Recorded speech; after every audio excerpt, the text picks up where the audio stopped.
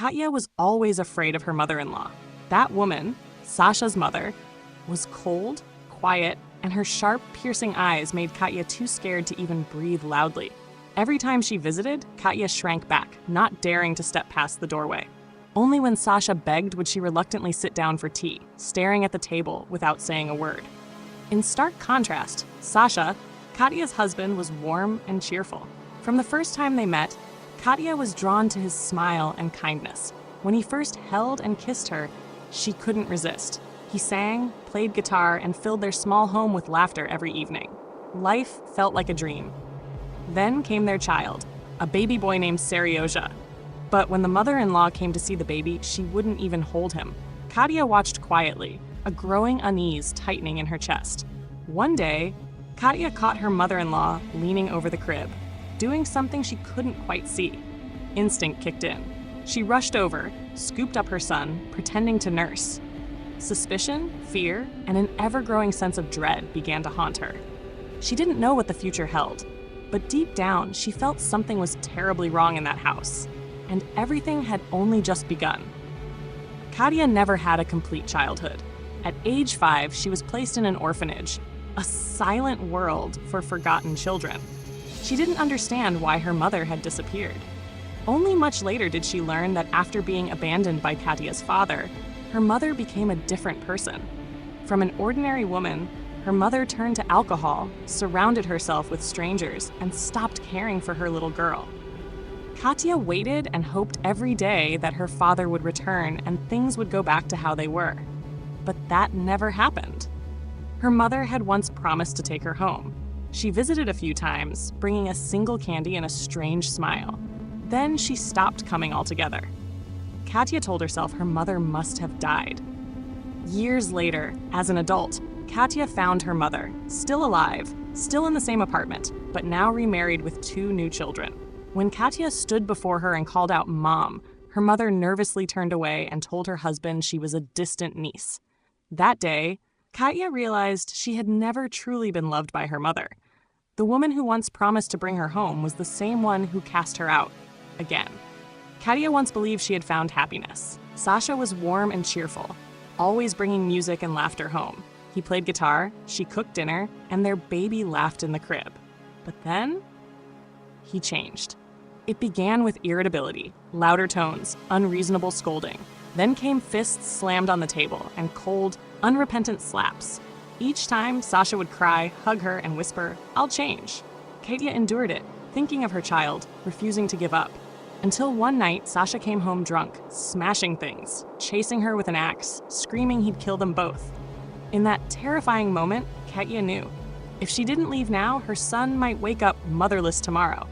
She decided to flee. There was no other choice. She packed only a small bag, a few things for her child, and a heart heavy with fear. She cradled Seryozha and slipped out of the house while Sasha slept, axe still by his side. It was pitch dark. The cold wind cut her skin. Dogs barked in the alleys as she wandered through the back streets, heart pounding like a war drum. She didn't know where to go, only that she could never return. She considered a shelter, but giving her child to strangers, even temporarily, was unthinkable. She held him tighter, fearing the cold, hunger, and her own shame. Passing the dark house of her mother-in-law, she whispered bitterly, "They must be relieved now." But then, a voice pierced the night. "Katya, where are you going?" It was her mother-in-law, the last person she expected, with a thin shawl, a worried face, and open arms as if to say, "Come home, my child." Katya sat dazed in the tiny kitchen, next to the woman who had once terrified her. Seryozha slept peacefully in her arms. Katya, for the first time, spoke without stopping. She told everything. Her abandoned childhood, the orphanage, meeting Sasha, thinking she had found happiness. The beatings, the fear, the nights of praying her son wouldn't be taken from her. Her mother-in-law sat in silence, only nodding. Then, suddenly she stood, embraced Katya gently, and stroked her hair like a real mother. Katya broke down, sobbing the cries of a child who had never been truly loved. That night, 2 women shared their wounds, their losses, and the things they had never dared say. From that day, her mother-in-law became the safe haven Katya had never known. "I won't let you leave," she said. "You and the baby will be safe now." Katya was shocked. The once cold woman was now her fiercest protector. She cared for Seryozha, taught Katya to cook, to sew, and took her to a factory to apply for work. Every evening, the three of them shared dinner in peace. No yelling. No Sasha. For the first time in years, Katya felt safe. And one day, without hesitation, she called her mother-in-law Mom. Her mother-in-law quietly sold her old house, used the money to buy a small home in another town, and transferred it to Katya's name. They moved without telling Sasha. Katya worked at the factory, taking sewing jobs at night to support her son. Her mother-in-law took care of Seryozha, cooked, and guarded the home like a fortress of peace. Their new life was modest, but safe. Katya no longer lived in fear. Her son's laughter warmed her heart. She realized that while no one had taught her to be a mother, she was learning, through love and instinct. Sasha still came to the old house, looking. Her mother-in-law visited him sometimes, bringing food and medicine. When he asked, "Where are they?" she simply replied, "They no longer concern you." He begged, promised to change, but she knew him too well. You promised once and broke it. Now the best thing you can do is let them live in peace. She had chosen to stand with Katya, the woman she once pushed away, now loved like a daughter. Time passed. Katya raised her son to be kind and smart. Seryozha grew up strong and gentle, the pride of their home. Katya no longer mentioned Sasha. The past had become a scar, no longer a wound. She still sewed from time to time. Her now elderly mother-in-law embroidered quietly by the window. Every afternoon, they drank tea together, watching the child play, grateful for the simple, quiet peace.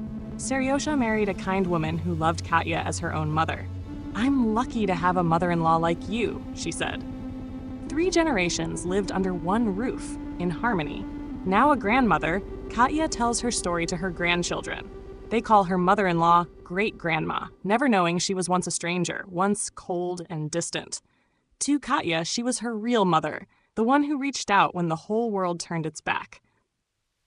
Not everyone who gives birth is a mother. Sometimes those who choose to love us become our true family.